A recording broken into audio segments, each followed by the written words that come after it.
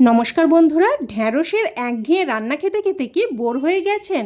তাহলে এই রেসিপিটা ট্রাই করুন। আজ আমি নিয়ে এসেছি ঢ্যাঁড়সের এমন একটি নিরামিষ রেসিপি যেটা কিন্তু একদম নামি দামি রেস্টুরেন্টের রান্নাকেও হার মানাবে। তবে বানানোর পদ্ধতি আর উপকরণ কিন্তু একদমই সহজ, সাধারণ ও ঘরোয়া, মানে সব কিছু আপনারা বাড়িতেই পেয়ে যাবেন। তাই এভাবে একবার বানিয়ে দেখুন, বাড়ির ছোট থেকে বড় সকলেই একদম আঙুল চেটে খেতে বাধ্য হবে। তো রান্নাটা তৈরি করার জন্য প্রথমেই আমি এখানে প্রায় 500 গ্রাম মতো একদম কচি টাটকা ঢ্যাঁড়স নিয়েছি, আর এগুলোকে একবার ধুয়ে নিয়েছি। এবার কড়াইতে বেশ কিছুটা জল গরম হতে বসিয়ে দিয়েছি, আর জল এই রকম যখন ফুটতে শুরু করবে তখন এর মধ্যে ঢ্যাঁড়সগুলো দিয়ে দিচ্ছি। এবার অনবরত নাড়াচাড়া করে হাই ফ্লেমে জাস্ট 2 মিনিট মতো ঢ্যাঁড়সগুলোকে রান্না করে নিতে হবে। আর এই রকম 2 মিনিট মতো সেদ্ধ করে নিলে ঢ্যাঁড়সগুলো কিন্তু একদম সুন্দর সবুজ মতো হয়ে যাবে। আর তরকারি রান্নার পর যে ঢ্যাঁড়স কালো হয়ে যায় সেটা কিন্তু একদমই হয়ে যাবে না। রান্নার পরও কিন্তু ঢ্যাঁড়সের রং একদম সবুজ সুন্দর থাকবে। এছাড়াও এইরকম করে নিলে ঢ্যাঁড়সগুলো একদম সুন্দরভাবে পরিষ্কার হয়ে যাবে, আর ঢ্যাঁড়সগুলো হালকা সফট হয়ে যাবে। তাতে করে রান্নাতে কিন্তু বেশি সময় লাগবে না। তো দেখুন, ঢ্যাঁড়সগুলোকে ছেঁকে নিয়ে তারপর একটা পরিষ্কার তোয়ালে কাপড়ের সাহায্যে ঢ্যাঁড়সগুলোকে হালকা হাতে মুছে নেব। আর একদমই কিন্তু বেশি চাপ দেবেন না, এইরকম হালকা হাতে সুন্দরভাবে মুছে নিতে হবে। তো দেখুন, সুন্দরভাবে মুছে নিয়েছি, আর ঢ্যাঁড়স কিন্তু বেশ দেখুন সফট হয়ে গেছে। এবার ঢ্যাঁড়সগুলোকে আমি কেটে নেব। তো দেখুন, ঢ্যাঁড়সের দুদিকটা একটু করে বাদ দিয়ে দিচ্ছি। তো যে ঢ্যাঁড়সগুলো ছোট সেইগুলোকে কিন্তু আমি এইরকম গোটা মতো করেই রাখছি, শুধু দুই দিকটা একটু করে বাদ দিয়ে দিচ্ছি। আর যেগুলো একদম লম্বা বড় সেগুলোকে আমি দুটুকরো করে কেটে নিচ্ছি। আজকের রেসিপি কিন্তু ভীষণই মজাদার ও ভীষণই টেস্টি হতে চলেছে, তাই অবশ্যই পুরো ভিডিওটা স্কিপ না করে দেখতে থাকুন।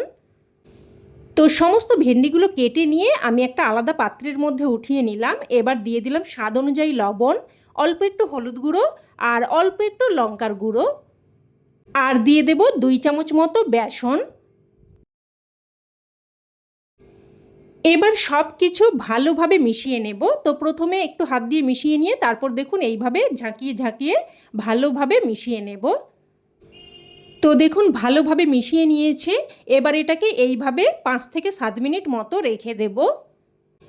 আর এই সময় আমি একটা মশলা তৈরি করে নেব। তো একটা পাত্রের মধ্যে নিয়ে নিলাম 1 চামচ মতো জিরের গুঁড়ো, হাফ চামচ মতো ধনের গুঁড়ো, হাফ চামচ মতো হলুদ গুঁড়ো, আর দিয়ে দিচ্ছি হাফ চামচ কাশ্মীরি লঙ্কার গুঁড়ো। এটা কিন্তু কালারের জন্য দিলাম, এতে বেশি ঝাল হবে না। আর দিয়ে দিলাম 1 চামচ মতো বিট লবণ, আর হাফ চামচ নর্মাল লবণ। আর অবশ্যই কিন্তু বিট লবণটা দেওয়ার চেষ্টা করবেন, তাতে করে কিন্তু রান্নার ফ্লেভারটা খুবই সুন্দর আসবে। আর এখানে দিয়ে দিয়েছি কিছু কসুরি মেথি।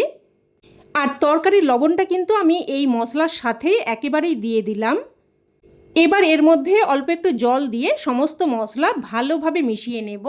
দেখুন, ভালোভাবে মিশিয়ে নিয়েছি। এবার এটাকে এক সাইডে রেখে দিচ্ছি। এবার প্রায় কিন্তু 7 থেকে 8 মিনিট পর আমি রান্নাটা শুরু করছি। তো গ্যাস অন করে কড়াই বসিয়ে আমি এখানে দিয়ে দিয়েছি প্রায় 2 চামচ মতো সর্ষের তেল। তেলটাকে একদম ভালোভাবে গরম করে নিয়েছি। আর দেখুন, যে ঢ্যাঁড়সগুলো আমি মেখে রেখেছিলাম সমস্ত মশলা কিন্তু ঢ্যাঁড়সের গায়ে খুব সুন্দরভাবে কোটিং হয়ে গেছে। তো মেখে রাখা ঢ্যাঁড়সগুলো তেলের মধ্যে দিয়ে দিলাম। এবার মিডিয়াম ফ্লেমে নাড়াচাড়া করে ঢ্যাঁড়সগুলোকে ভেজে নেব। তো একটু নাড়াচাড়া করে নিয়ে এবার কিন্তু ঢাকনা দিয়ে দিয়ে মিডিয়াম ফ্লেমে প্রায় 2 থেকে 3 মিনিট মতো ঢ্যাঁড়সগুলোকে ভেজে নেব। প্রায় 2-3 মিনিট মতো ঢাকনা দিয়ে দিয়ে রান্না করে নিয়েছি। এবার ঢাকনা তুলে নিলাম। আর দেখুন, ঢ্যাঁড়সগুলো কিন্তু এইরকম বেশ সুন্দরভাবে ভাজা হয়ে গেছে। তবে দেখেই বুঝতে পারছেন যে ঢ্যাঁড়সের কালার কিন্তু একটুও নষ্ট হয়নি। তো সমস্ত ঢ্যাঁড়সগুলো তুলে নিয়ে এবার ওই কড়াইয়ের মধ্যেই আবারও দিয়ে দিলাম প্রায় 2 চামচ মতো সর্ষের তেল। তেল হালকা গরম হয়ে আসলে ফোড়নে দিয়ে দিচ্ছি হাফ চামচ মতো 5 ফোড়ন, একটা তেজপাতা, আর 2টো শুকনো লঙ্কা, আর দিয়ে দিচ্ছি 2টো ছোটো এলাচ, আর অল্প একটু দারচিনি। এবার ফোড়নটাকে নাড়াচাড়া করে কয়েক সেকেন্ড ভেজে নেব, যতক্ষণ না অবধি ফোড়ন থেকে একটা সুন্দর ফ্লেভার বেরোয়। ফোড়নটা ভেজে নিয়ে এবার এখানে দিয়ে দিচ্ছি টমেটো, এখানে কিন্তু একটা বেশ বড় সাইজের টমেটোকে আমি ছোট্ট ছোট্ট করে কেটে দিয়েছি। আর সাথে দিয়ে দিচ্ছি আদা আর লঙ্কার পেস্ট, এখানে 1/2 ইঞ্চি মতো আদা আর 3টে কাঁচা লঙ্কাকে আমি বেটে দিয়েছি। তবে ঝালটা কিন্তু অবশ্যই আপনারা আপনাদের স্বাদ অনুযায়ী দিয়ে দেবেন। তো টমেটো, আদা আর কাঁচা লঙ্কাটাকে কিছুক্ষণ নাড়াচাড়া করে ভেজে নেব, যাতে করে টমেটো, আদা, কাঁচা লঙ্কার কাঁচা গন্ধ চলে যায়। তো একটু ভেজে নিয়ে এবার এখানে তৈরি করে রাখা মশলা দিয়ে দিলাম। মশলার বাটি ধুয়ে অল্প একটু জলও দিয়ে দিলাম। এবার সব কিছু নাড়াচাড়া করে মিশিয়ে নেব। এবার প্রায় 2-3 মিনিট মতো ঢাকনা দিয়ে দিয়ে মশলাটাকে বেশ ভালোভাবে কষিয়ে নেব। তো প্রায় 2-3 মিনিট মতো ঢাকনা দিয়ে দিয়ে মশলাটাকে দেখুন বেশ সুন্দরভাবে কষিয়ে নিয়েছি। মশলা থেকে একদম তেল সেপারেট হয়ে গেছে। এবার এখানে ভেজে রাখা ঢ্যাঁড়সগুলো দিয়ে দেব। আর আপনারা হয়তো অনেকেই বলতে পারেন যে ঢ্যাঁড়সগুলোকে শুধুমাত্র লবণ আর হলুদ দিয়ে ভেজে নিলে কি সমস্যা হতো। আর কিছু না, তাতে করে রান্নার স্বাদ অনেকটাই কম হতো। ঢ্যাঁড়সের মধ্যে যে বেসন, লঙ্কার গুঁড়ো, লবণ, হলুদ দিয়ে মেখে যে ভেজে নিলাম, এতে করে কিন্তু এই রান্নার স্বাদ অনেক গুণ বেড়ে যাবে। অবশ্যই এইভাবে একবার বানিয়ে দেখবেন, তাহলেই আপনারা পার্থক্যটা বুঝতে পারবেন। তো দেখুন ঢ্যাঁড়সগুলো দিয়েও কিন্তু আমি মশলার সাথে প্রায় মিনিট 2-3 কষিয়ে নিয়েছি।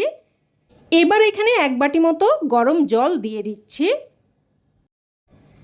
জলটা দিয়ে মিশিয়ে নিয়ে এবার একটা ঢাকনা দিয়ে মিডিয়াম ফ্লেমে প্রায় কিন্তু 5 থেকে 6 মিনিট মতো রান্না করে নেব, যাতে করে ঢ্যাঁড়স একদম ভালোভাবে সেদ্ধ হয়ে যায়। আর এই সময় এই রান্নার স্পেশাল সেই মশলা তৈরি করে নেব। তো অন্যদিকের গ্যাস ওভেনে একটা তড়কা প্যান বসিয়ে এখানে দিয়ে দিলাম 1 চামচ মতো 5 ফোড়ন, আর সাথে দিয়ে দিয়েছি প্রায় 10-12টার মতো গোলমরিচ, যেটা কিন্তু আপনারা ভিডিওর মধ্যে দেখতে পাচ্ছেন না, কারণ ভুলবশত ক্যামেরাটা কিন্তু বন্ধ হয়ে গিয়েছিল। তাই আবারও বলে দিচ্ছি, 1 চামচ মতো 5 ফোড়ন আর 10-12টার মতো গোলমরিচকে কিছুক্ষণ নাড়াচাড়া করে হালকা ভেজে নিয়েছি। তবে খুব বেশিক্ষণ ভাজতে যাবেন না, তাতে করে কিন্তু মশলাটা পুড়ে ফ্লেভারটা নষ্ট হয়ে যেতে পারে। তো দেখুন সাথে সাথেই নামিয়ে নিয়ে তারপর একটু ঠান্ডা করে নিয়ে এই রকম একটু দানা মতো রেখে গুঁড়োটা করে নিয়েছি। তো এবার এটাকে এক সাইডে রেখে দিলাম। আর এদিকে কিন্তু প্রায় 5 থেকে 6 মিনিট মতো ঢাকনা দিয়ে রান্না করে নিয়েছি। এবার দেখে নেব ঢ্যাঁড়স ভালোভাবে সেদ্ধ হয়েছে কিনা। তো দেখুন দেখিয়ে দিচ্ছি, ঢ্যাঁড়স কিন্তু একদম ভালো মতো সেদ্ধ হয়ে গেছে। এবার এখানে স্বাদের ব্যালেন্সের জন্য দিয়ে দেব অল্প একটু চিনি। যেহেতু নিরামিষ রেসিপি, অল্প একটু মিষ্টি দিয়ে দিলে স্বাদটা কিন্তু সুন্দরভাবে ব্যালেন্স হবে আর খেতেও কিন্তু খুবই ভালো লাগবে। চিনিটা মিশিয়ে নিয়ে দিয়ে দিচ্ছি 1/2 চামচ মতো আমচুর পাউডার। তবে আপনারা আমচুর পাউডারের পরিবর্তে কিন্তু অল্প একটু পাতিলেবুর রসও ব্যবহার করতে পারেন। তবে আমচুর পাউডার বা লেবুর রস যে কোনো একটা অবশ্যই কিন্তু দিয়ে দেবেন, তাতে করে রান্নাটা কিন্তু খেতে বেশ মুখরোচক হবে। আমচুর পাউডারটা ভালোভাবে মিশিয়ে নিয়ে এবার এখানে 5 ফোড়ন আর গোলমরিচের যে ভাজা মশলাটা তৈরি করে রেখেছিলাম ওটা দিয়ে দিচ্ছি। ভাজা মশলাটা দিয়ে এবার মিশিয়ে নেব। আর বন্ধুরা, রান্নাতে কিন্তু একটা দারুণ সুন্দর ফ্লেভার বেরিয়েছে। আপনারা যখন রান্নাটা করবেন তখন কিন্তু এটা ফিল করতে পারবেন। সব কিছু মিশিয়ে নিয়ে এবার লো ফ্লেমে একটা ঢাকনা দিয়ে 2 মিনিট মতো রেখে দিচ্ছি। এতে করে তেলটা উপর দিয়ে একটু ভেসে উঠবে আর তাতে করে রান্নাটা দেখতে কিন্তু দারুণ সুন্দর লাগবে। তো এবার গ্যাসের ফ্লেমটাকে আমি বন্ধ করে দিয়েছি আর ঢাকনা দিয়ে স্ট্যান্ডিং টাইম দিয়ে দিলাম। আর রান্না কিন্তু এখন একদম তৈরি। এবার এটা গরম ভাত হোক বা রুটি, যে কোনো কিছুর সাথেই পরিবেশন করতে পারেন। খেতে কিন্তু জাস্ট ফাটাফাটি লাগে। তবে আমার কথাই নয়, অবশ্যই এইভাবে একবার বানিয়ে দেখুন, না হলে কিন্তু এর স্বাদ আপনারা বুঝতেই পারবেন না। তো রেসিপি কেমন লাগলো অবশ্যই কমেন্টে জানাবেন। আর ভালো লেগে থাকলে প্লিজ একটা লাইক দিয়ে দেবেন। আর চাইলে অন্যান্য বন্ধুবান্ধবদের সাথে শেয়ারও করতে পারেন। আর চ্যানেলের নতুন বন্ধু হয়ে থাকলে চ্যানেলটিকে অবশ্যই করে সাবস্ক্রাইব করে নেবেন। তো আজ এই অবধি, আবারও অন্য কোনো রেসিপিতে দেখা হবে। ততক্ষণে সকলে ভালো থাকবেন, সুস্থ থাকবেন আর সকলকে ধন্যবাদ।